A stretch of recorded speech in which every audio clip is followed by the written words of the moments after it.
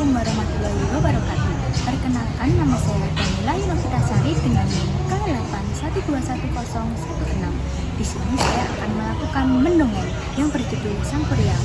Nah, sebelum itu kalian tahu nggak sih apa itu mendongeng?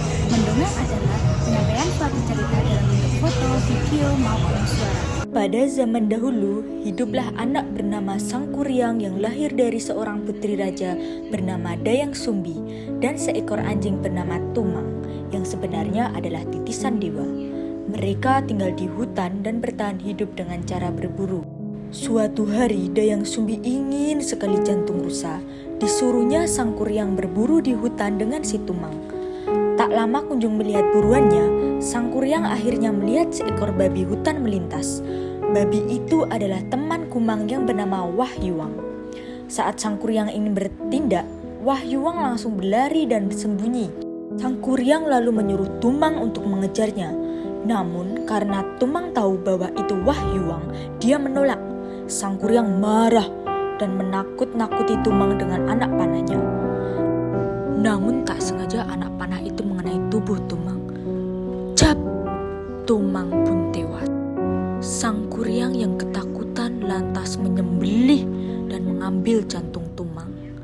Jantung itu lantas diserahkan pada Dayang Sumbi dan mengatakan bahwa itu adalah jantung rusa temuan.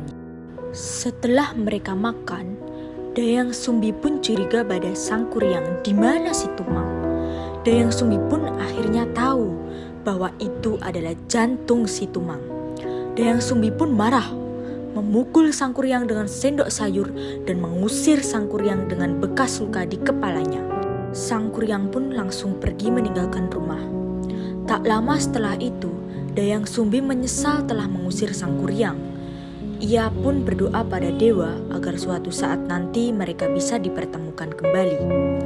Beberapa tahun kemudian, saat Sangkuriang sudah tumbuh besar menjadi seorang yang gagah dan tampan, ia pun bertemu Dayang Sumbi. Dayang Sumbi tetap terlihat cantik dan awet muda. Keduanya tak menyadari satu sama lain. Saat Sangkuriang duduk di pangkuan Dayang Sumbi melihat bekas luka yang tak asing. Sadar itu adalah Sangkuriang, Dayang Sumbi pun panik dan berusaha menghindari pernikahan di antara mereka. Dayang Sumbi pun memberi syarat yang mustahil dilakukan Sangkuriang, yaitu membuatkan danau lengkap dengan perahunya dalam waktu 1 malam. Sangkuriang pun menyetujuinya. Malam itu juga dibuatkan sebuah danau lengkap dengan perahu dengan bantuan makhluk halus Sangkuriang. Melihat situasi ini, Dayang Sumbi pun gelisah mencari cara supaya usaha Sangkuriang gagal. Dayang Sumbi pun membentangkan kain-kain tenunnya ke arah timur. Kain-kain itu pun bercahaya dan membuat makhluk-makhluk ketakutan.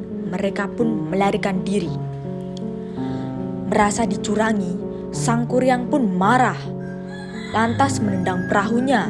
Seketika perahu itu berubah menjadi gunung Tangkuban Perahu.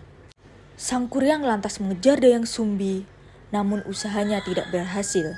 Sangkuriang tersesat ke dalam alam goib dan abadi selamanya.